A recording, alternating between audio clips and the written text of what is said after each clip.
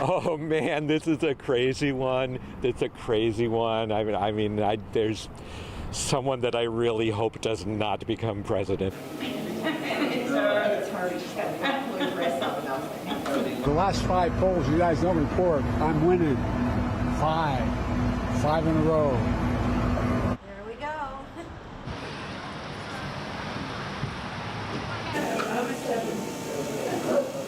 Well, the border is probably the most important, but I think our country has not been on the right track the past few years. Han visto las votaciones, han escuchado a Biden y otros testimonios. Avanza este supermartes en Estados Unidos, que suele ser una de las citas más esperadas en la carrera electoral hacia la Casa Blanca. Este año 15 estados votan en las primarias de los dos partidos, el demócrata y el republicano. Pero hay poca emoción porque Joe Biden y Donald Trump tienen casi despejado el camino y ya se da por hecho que serán ellos quienes luchen por la Casa Blanca.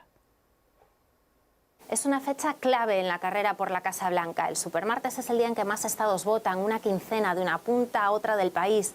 Es el día más importante de las primarias porque es el día en que hay más votos en juego. Lo que ha ocurrido este año es que hemos llegado hasta este punto con las primarias muy definidas ya en los dos partidos. En el Partido Demócrata, Biden no ha tenido rivales de peso y en el Partido Republicano, Donald Trump ha sido el gran favorito desde el principio en todas las encuestas.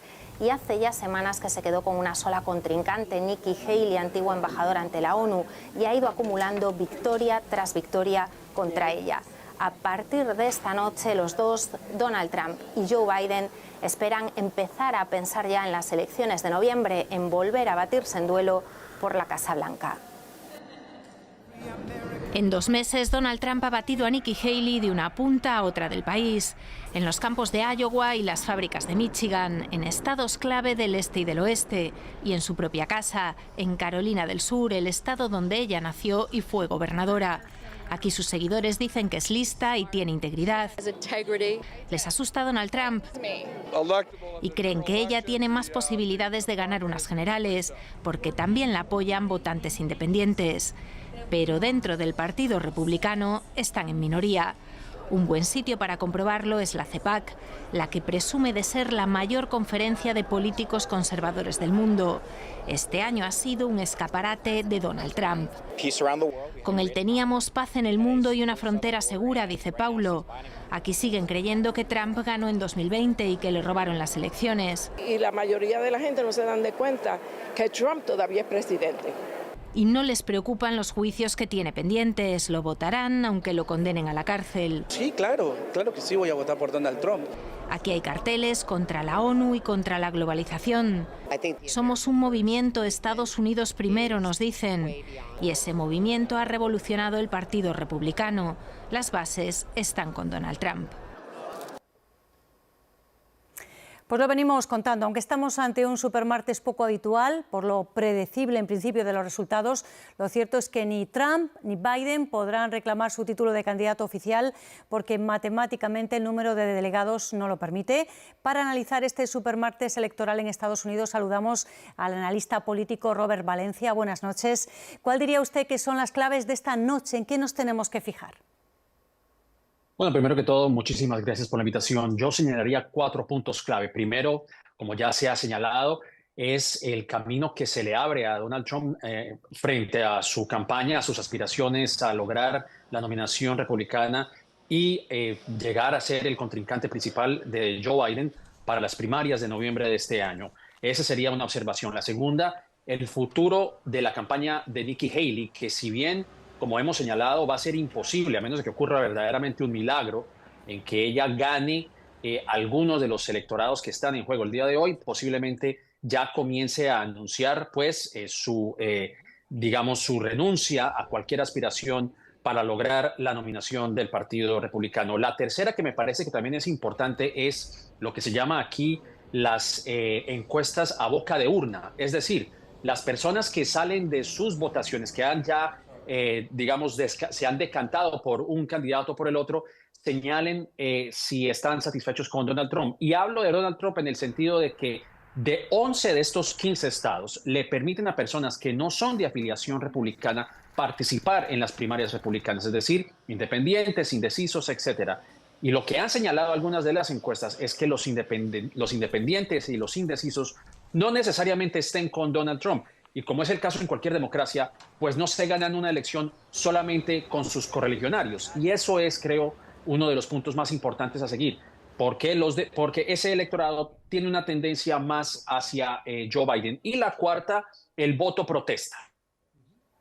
Lo que vimos, por ejemplo, en el estado de Michigan, donde más de 100,000 personas votaron por no tener ningún tipo de lealtad o que no han tenido ningún tipo de compromiso con Joe Biden, por ejemplo, en el caso de los demócratas, en donde estamos hablando que es un 12% del electorado de Michigan, que no es despreciable si se tiene en cuenta que Michigan es un estado pendular. Así que esas son las observaciones que tengo de esta noche.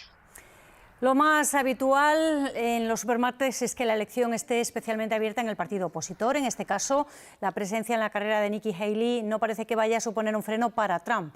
¿Diría usted que Trump ha cambiado el Partido Republicano? ¿Hay un antes y un después de su presidencia? Hay que entender que la figura de Donald Trump no es una figura fortuita. Realmente se le ha presentado un escenario y varios acontecimientos históricos que precisamente llevaron al ascenso de Donald Trump en la palestra política. Podemos hablar incluso desde la llamada estrategia del sur en los años de Richard Nixon, pasando por las políticas de Ronald Reagan que han dividido y han abierto una brecha socioeconómica entre la clase media, la clase pobre y sin ni hablar de la clase del 1% que ostenta un gran porcentaje de la riqueza en Estados Unidos. El 9/11 también es otra de esos acontecimientos en donde ha ocurrido una división etnorracial en Estados Unidos, en donde el votante tradicional americano tiene miedo a esa otredad. Y evidentemente Donald Trump ha prosperado en ese sector, en ese miedo. Veamos lo que ocurrió en el 2010, cuando ascendió, por ejemplo, una figura rutilante demócrata como Barack Obama, el primer presidente afroamericano, y en donde el Partido Republicano comenzó a dar muestras de su radicalización con la creación del Tea Party en el 2010, y que se acentuó aún más con un Trump liderando un movimiento nativista, poniendo en cuestión el nacimiento de Barack Obama en suelo estadounidense, y evidentemente con una retórica antiinmigrante, llegó a la presidencia en el 2016. Es decir, todos estos factores, si bien sí Donald Trump ha cambiado el Partido Republicano en cabeza, por ejemplo, del nombramiento de 3 de 6 jueces conservadores que ocupan, por ejemplo, los asientos de la Corte Suprema, evidentemente Donald Trump es apenas un síntoma de un sistema que cada vez se muestra renuente a los cambios demográficos y culturales en Estados Unidos. Y hablo específicamente de esa base republicana que todavía lo apoya. Es decir, que de 100 votantes republicanos, 56 son cristianos, evangélicos, blancos y rurales.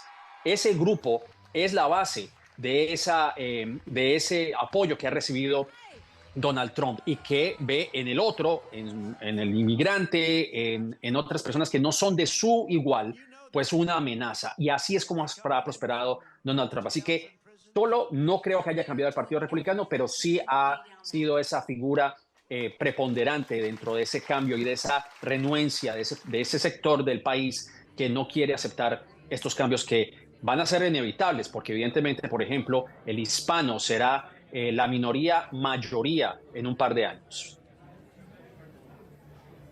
Gracias, Rob.